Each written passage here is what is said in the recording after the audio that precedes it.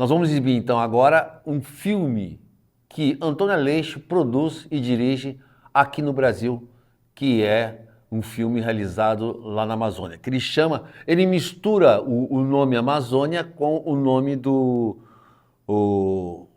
protagonista, né? É um documentário no qual aborda o trâmite de um pesquisador e antropólogo carioca na Amazônia. Então ele chama esse filme documentário de Amazônia Orioca. É um nome, né? Mas é uma mistura de Amazônia com carioca. Essa é a concepção. Então vamos lá para esse filme e depois desse filme, no programa de hoje, nós vamos abordar a parte da vida e obra de um argentino chamado Carlos Pacini Hansi. Vamos lá então para o filme de Antônio Aleixo.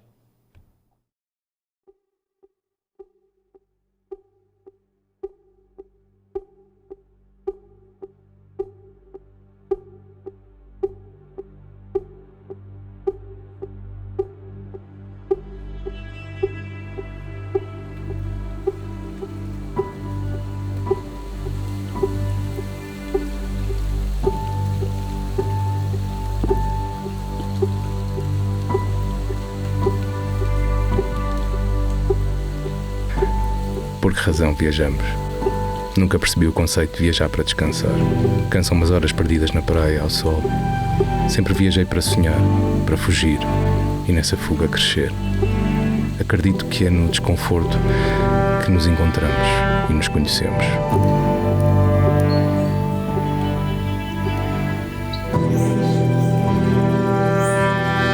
Estamos aqui em busca de quê? O que você vai fazer na Amazônia? Alguma coisa diferente, né? A gente não ficava em Portugal, né? Porque alguma coisa diferente aqui pra gente pensar na primitividade do homem. Jardim da Éden, sei lá. O que isso aqui representa? A última grande floresta do planeta, né? A última gigantesca, um lugar. A gente tem tanto medo disso, da onde a gente veio. Nós estamos em casa. Aqui é a nossa casa.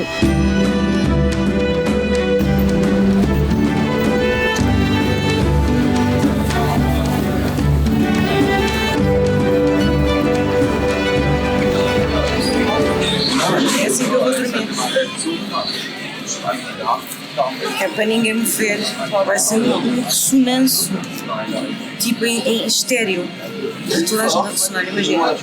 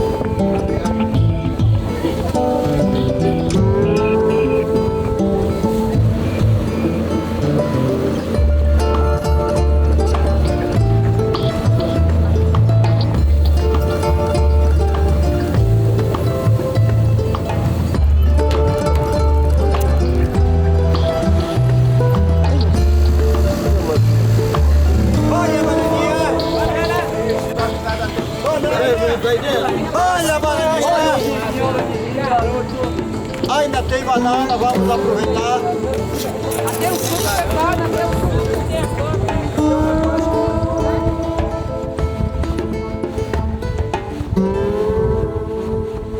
Tempo de espera de um licenciamento que demorava semanas ficou para trás. A Prefeitura de Manaus criou um sistema inédito no Brasil para engenheiros e arquitetos emitir uma obra de construção em até.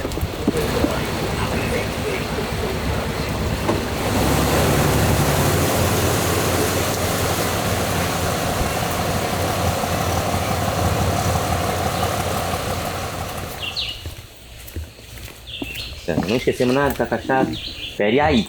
Aí. Tá trabalhando. Espere aí.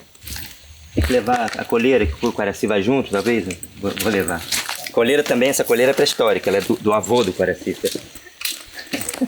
Que ainda não foi comprada outra, né, irmão? É muita coisa na lista de prioridades, meu irmão.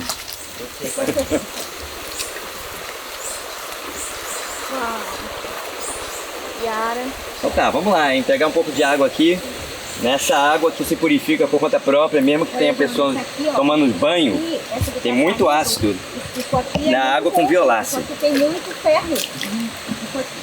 Água com violácea é a bactéria que fermenta o humus, né? Olha aí os arenitos da era paleozoica. Formação Inhamundá, Grupo Trombetas. 470 milhões de anos atrás, um mar sobre o Pangeia, mar epicontinental. Nasci no Rio de Janeiro, né, e sempre gostei da natureza, sempre gostei de viajar, né, e também queria ser pesquisador, né. Desde cedo quis vir para a Amazônia, desde criança, na verdade, nem sabia como era a Amazônia, minha avó falava, toma cuidado com jacaré, com índio, e isso só me encantava, não me assustava. E, na verdade, eu também tinha uma ideia de que a Amazônia era um grande pântano. Depois eu vim descobrir que não era. Quando eu vim para conhecer a Amazônia pela primeira vez, né, ainda não tinha... Eu estava estudando geologia, não tinha me formado ainda. Então eu queria saber se eu ia morar mesmo na Amazônia. Aí dei uma boa volta e decidi que era o lugar perfeito. Ia até para tentar fazer um mestrado, né, em geologia e tal, que foi mais ou menos um pretexto para sair em 1999 do Rio, certo? Aí, eu e a Rosângela, no dia que a gente se conheceu na hora e a gente já se casou. Imediatamente nessa hora que a gente se conheceu. Já ficamos juntos, né, naquele momento. E eu, na verdade, o meu instrumento mesmo, porque agora não tem um, né? Deixa eu ver se eu encontro aqui. É uma harmônica de 20 vozes, você sabe, né? 10 buracos. Aquela que é o meu instrumento. Isso aqui um amigo me deu, ele não sabia bem, né? Na verdade, um colega, né? Ele não sabia bem qual instrumento que eu tocava. Eu falei, toco gaita, né? Que aqui a gente não chama de harmônica, chama gaita. Não é gaita de fole, né? Da Escócia, mas no Brasil chama de gaita. Aí eu comecei a tocar blues, na gaita de blues e tal, mas eu gosto de tocar outras músicas, né? Por exemplo, o hino da independência brasileira.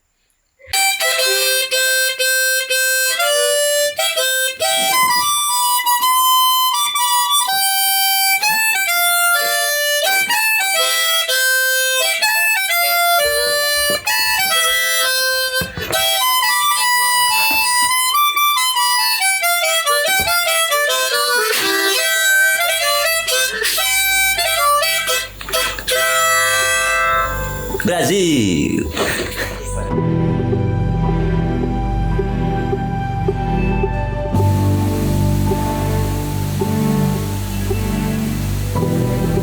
A última fronteira do velho mundo. Sinto-me numa viagem no tempo, a um mundo pós-civilizado. É comum o romantismo de uma narrativa que nos fala de um mundo indígena pré-desenvolvido, intocado, virgem. Mas será mesmo assim?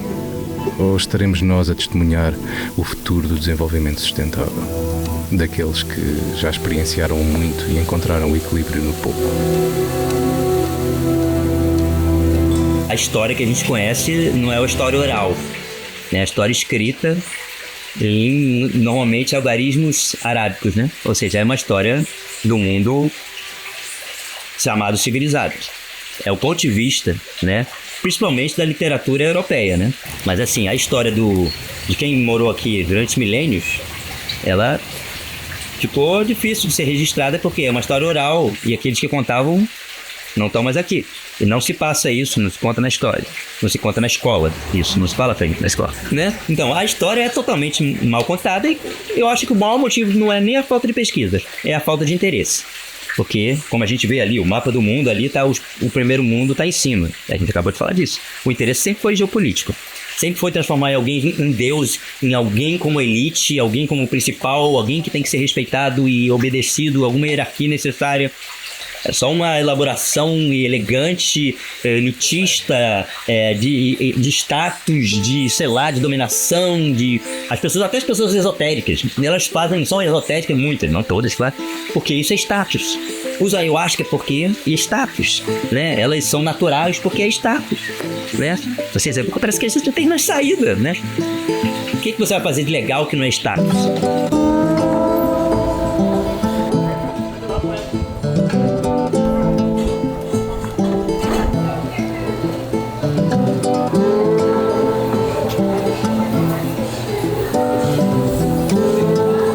Beleza.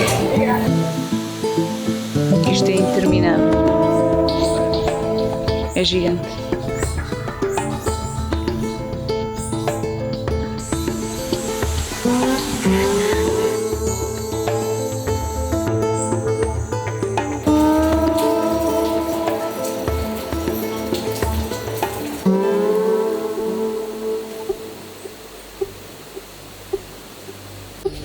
Mas muito bom, eu adorei a nossa conversa.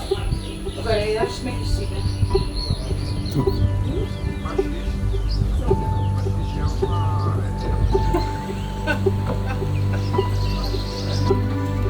Eles vêm todos logo. Eles vêm todos atrás. Quando comecei a viajar, ainda novo, tinha como princípio não fotografar nem filmar. Acreditava que a lente filtrava a experiência e me impedia de sentir o mundo à minha volta.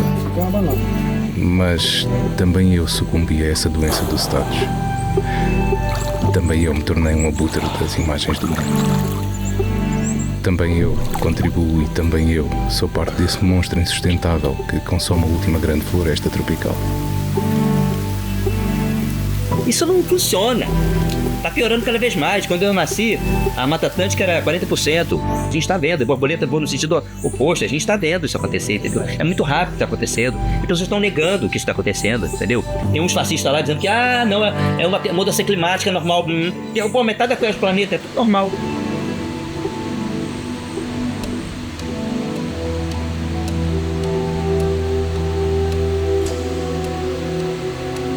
Climaticamente, a Amazônia é o que sobrou do ar-condicionado da Terra.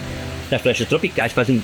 A função delas não é pulmão, é ar-condicionado, ar refrigerado, né? Então a proteção está pela metade, porque a metade das florestas tropicais, nós, Homo sapiens, ou Tyrannos sapiens, conseguimos destruir nos últimos 50 anos, né? Então nós estamos num momento que, se derreter isso aí, sobe o mar, como já aconteceu no último ótimo climático, 6 mil anos atrás, 50 metros, já a água vai até Manaus, a água do mar.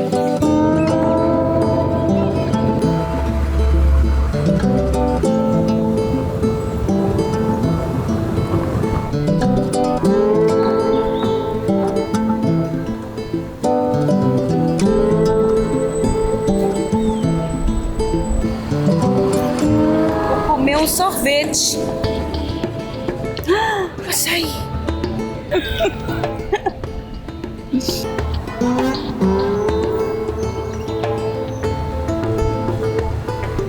Para mudar a Amazônia, para você salvar a Amazônia, você tem que mudar o modo de produção mundial. Porque você está falando de um organismo, de um pedaço do corpo da Terra que não vive sem o resto. Entendeu? O petróleo, por exemplo. A gente tem o mais petróleo do mundo, pré-sal o Brasil tem também, né? E aí, refinaria, o Bolsonaro já vendeu, trocou por joia. Não tem refinaria, como é que pode isso? Paga caro pelo petróleo, porque o cara tem refinaria. Ou seja, não. A refinaria tem que ser de todos, o petróleo tem que ser de todos. Todo mundo tem que ser de todos. Não é socialismo, é mundialismo.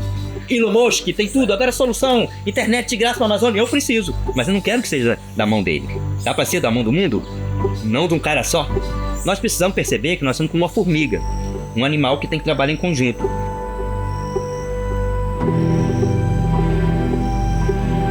Eu não vejo solução se a gente realmente não perceber que o que a gente chama de utopia é altamente necessário.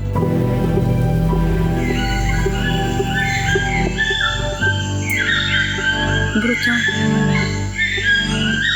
Quem somos e quem escolhemos ser? De onde somos e de onde queremos ser?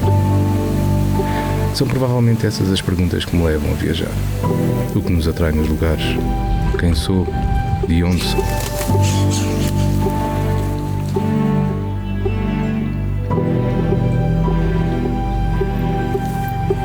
carioca, com toda essa história, veio pra terra do bodó.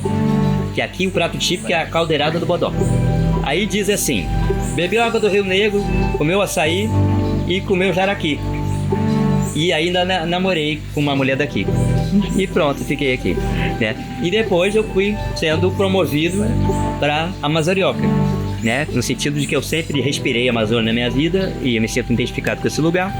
E eu senti essa identidade porque eu subi no Pico da Neblina, que é o ponto mais alto do Brasil, 3.014 metros, e eu olhei 360 graus, só floresta.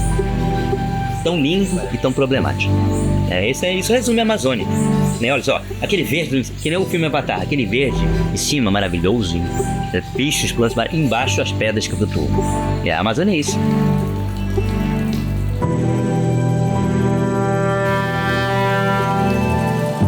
Poucos lugares dos que já visitei foram para mim tão simultaneamente belos e agressivos como a Amazónia.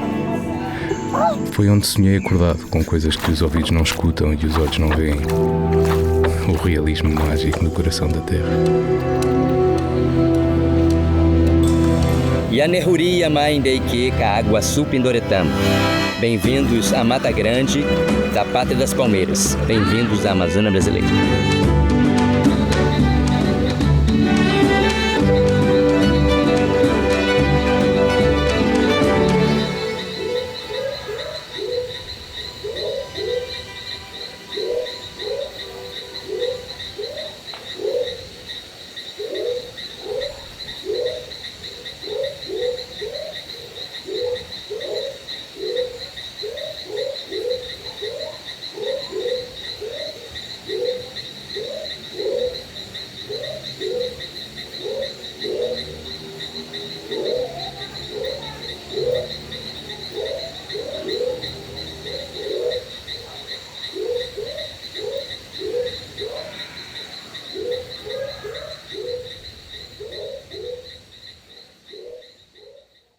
Muito bem, voltamos então.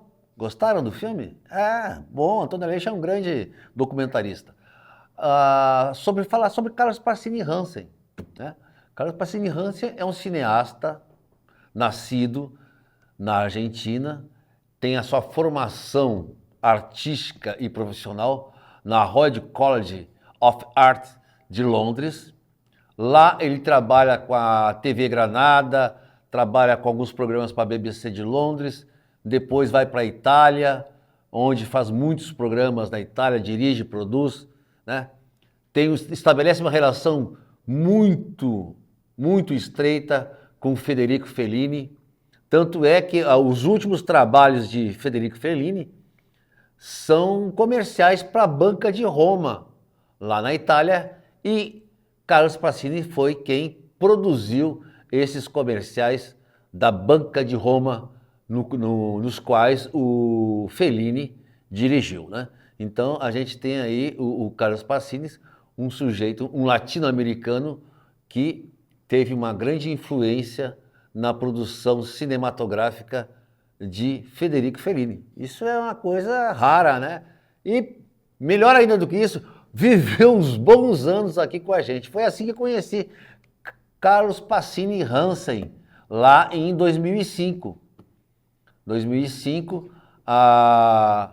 antes da primeira edição do Arraial Cinefest, a gente tinha feito apenas o Costa Video Festival, e na época eu tinha a sede da Costa Central, que era uma empresa de eventos, lá na Galeria do Sol, e numa manhã, final de manhã, entra um sujeito acompanhado da esposa, que era a Pia Saltamerenda, né?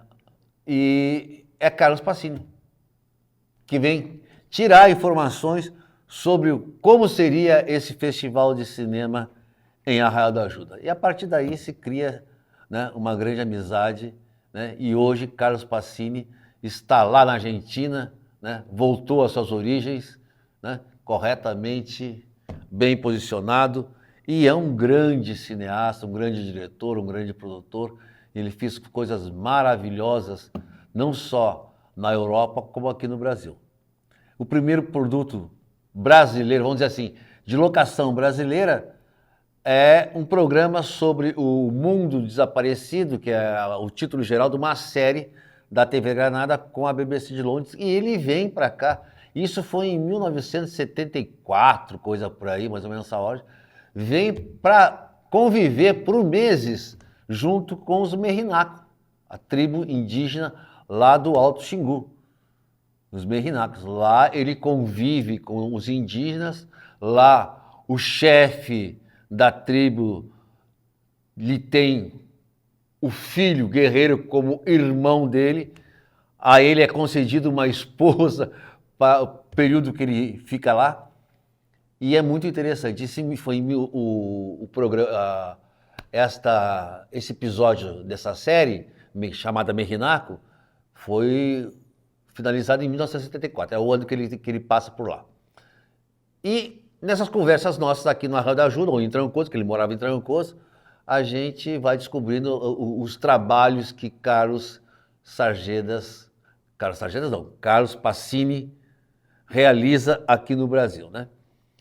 E foi que na segunda edição, foi em 2007, a gente faz uma exibição, vamos dizer assim, temporal sobre os Merrinacos nesse episódio que Carlos Pacini realiza em 74, com um episódio daquele ano, um filme documentário daquele ano chamado Mapaloache, né? A Festa do Pequi. A Festa do Pequi é uma festa de uma saudação à vida, né? Em todos os sentidos, né? E nisso, então, a gente se exibe o Merrinaco em 2007, foi lá no Shopping da Ajuda, que a gente montou uma tenda grande lá, e foi o festival realizado lá sobre essa tenda, e se faz, então, um comparativo entre a Festa do Pequi, registrada em 1974 pelo Carlos Pacini, e a Festa do Pequi, de um documentário realizado em 2006, 2007, chamado Mapaloache, a Festa do Pequi. Então a gente estabelece mais ou menos, né, esses dois tópicos. Evidentemente que imagens com qualidade totalmente diferente, porque de 74 até 2007 são aí 30 e tantos anos, quase 40 anos de diferença de tecnologia, correto? Então é muito interessante que a curiosidade disso aí é que naquela época lá, esse filme do Carlos Pacini estava em VHS. Ele tinha com ele uma cópia em VHS, e o do Mapaloache era um filme recente que estava em DVD. Naquela época, as mídias de exibição eram DVD. Então a gente teve que conseguir com o pessoal lá da Hora Fotografias, aqui no Arraial, né, com o pessoal lá, eles tinham lá um software lá no qual se podia fazer a conversão de VHS para DVD. Isso que foi feito. Só que tinha um problema. O filme do Merrinaco de Carlos Pacini era todo ele legendado em inglês. E não se tinha aqui em Arraial da Ajuda, nem em Porto Seguro, naquela época lá, isso já era 2007, quem fizesse se botasse numa timeline aquilo lá, né, e se conseguisse fazer uma legendagem em português. O que se fez? No dia da exibição do filme Merrinaco, se chamou uma moça aqui bilíngue, né, uma intérprete bilíngue, que fez a leitura vocal disso aí, né? A gente baixou um pouco o volume do áudio do filme para que ela pudesse, paralelamente, fazer a tradução de inglês para português. E assim se exibiu o Merrinaco naquele ano de 2007. Né? E outra curiosidade sobre Carlos Pacini Hansen é que ele vem, isso foi em 74 que ele teve no Brasil, lá com os Merrinaco, e daí depois, em 81, ele vem fazer um filme documentário sobre o carnaval em Salvador. E olha a curiosidade, né? Olha o acaso, como é interessante, né? Ele tem que escolher alguma coisa, um tema, algo para fazer, para ser o fio condutor desse filme documentário.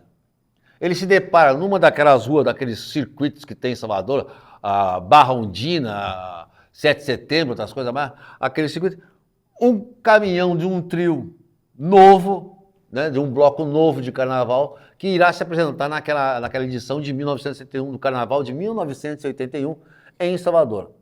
Correto? Adivinhe que bloco era esse? Era a primeira aparição na avenida do Olodum. E assim, Carlos Pacini faz o registro do primeiro a aparição, né? O primeiro desfile do Olodum, né? Um grupo que é conhecido mundialmente hoje, né? E aí, tanto é que lá em 2014, numa das festas que o Olodum faz no seu aniversário, nos 35 anos de vida do Olodum, né? O Carlos Pacini é homenageado, né? Inclusive, eu ajudei na edição lá do Carnaval, aquela que estava perdido, mais ou menos, estava em VHS também, e estava pelos cantos, a gente conseguiu resgatar lá com o Roque Araújo, na Dimas, né? Se fez então essa transcrição para DVD e se exibiu, enfim, né? E é um sujeito que, o Carlos Pacini Rantes é um sujeito que tem uma longa história, membro da Europa Film Academia, né? Em 2012 ele foi o curador do Arraial Cinefest. Com isso se teve muitos filmes que vieram da Europa para cá, né? Abrindo esse modelo internacional do Arraial Cinefest, que se permanece até hoje, e se permanece até hoje, é graças a Carlos Pacini, que, como membro da Europa, a Academia Europeia de Filmes, né, ele consegue trazer filmes da Estônia, da Holanda, da Rússia, uma série de filmes de vários países europeus, principalmente do leste europeu, que caem aqui e a gente tem uma guinada no processo de programação do nosso festival Arraial Cinefest, né, que hoje está somente online. Quem sabe futuramente ele volte a ser presencial. Mas por enquanto está dando um resultado como um festival online. Correto? Então vocês ficaram sabendo aqui um pouco disso tudo, dessas parcerias que se estabelecem aqui, desse pessoal que vem para cá, e às vezes as pessoas não sabem que estão aqui em Porto Seguro, né? Às vezes passam desapercebido gente deste naipe, deste calibre, como é o caso de Carlos Pacini Rantes. Quero aqui deixar um grande abraço para esse grande amigo que está lá na Argentina, quiçá eu possa ir visitá-lo, ou quem sabe uma hora dessas, Carlos volta aqui para matar a saudade, a gente conversar, né, trocar ideia, e quiçá ele participe de um dos programas aqui do Cine Turismo, né? Então, um grande abraço a vocês, né? Tenha uma semana maravilhosa, que na próxima semana estaremos aqui de novo falando de cinema e turismo. Ok?